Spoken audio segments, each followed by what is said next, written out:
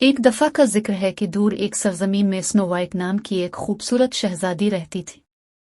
अगरचे वो एक अजीम किले में रहती थी, स्नो वाइट तन्हा थी, क्योंकि उसकी सौतेली माँ मलिका एक बेकार और गैरतमंद औरत थी जिसे अपने सिवा किसी की परवाह नहीं थी। एक दिन जब मलिका अपने जादुई आईने को देख रही थी, उसने पूछा, दीवार पर लगा आईना, इन सब में सबसे खूबसूरत कौन है? लेकिन आईना ने मलिका को सबसे खूबसूरत करार देने के बजाय कहा, मलिका, तुम मुनसिफ हो, ये सच है, लेकिन स्नो वाइट तुमसे कहीं ज्यादा खूबसूरत है।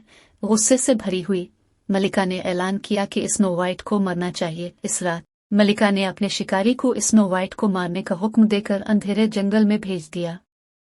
लेकिन जब शिकारी ने खूबसूरत शहजादी का प्यारा चेहरा देखा तो उसे तरस आया और इसे खौफजदा और तन्हा जंगल में भागने दिया। स्नो वाइट इस वक्त तक भागी जब तक कि वो मजीद न भाग सकी और एक क्लियरिंग में गिर गई। जब वो बेदार हुई तो स्नो वाइट ने अपने आप को जंगल के छोटे छोटे बोने से घिरा हुआ पाया जो उसकी मदद के लिए आए थे। वो उसे एक दिलकश छोटे कॉटेज में ले गए और इसे एक बेडरूम दिखाया जहां वो आराम कर सकती थी। स्नो वाइट आखिर महफूज रही, लेकिन कब तक? क्या बुरी मलिका को पता चल जाएगा कि वो कहाँ छुपी हुई थी?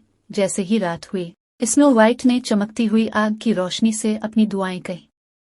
वो जानती थी कि जंगल के अंधेरे में चमकती हुई आंखों का एक जोड़ा इसे देख रहा था।